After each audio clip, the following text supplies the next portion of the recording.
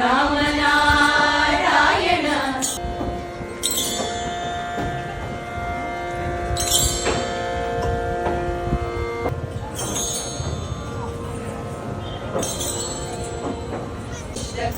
वेशिना केशिहा कंसवृत् वंशिका बालक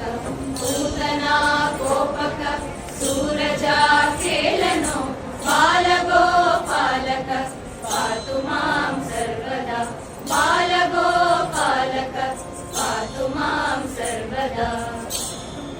विद्युदुद्योतवत् तत्पुरत् वाससं सावृणं बोधवत् सोलसद् विग्रहं मन्यया मालया शोभितोरस्थलं लोहिताङ्घ्रिद्वयं वारिजाक्षं भजे लोहिताङ्घ्रिद्वयं वारिजाक्षं भजे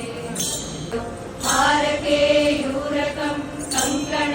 प्रोज्वलं किङ्किणी मञ्जुलं श्यामलं तं भजे किङ्किणी मञ्जुलं श्यामलं तं भजे किङ्किणी मञ्जुलं श्यामलं तं भजे।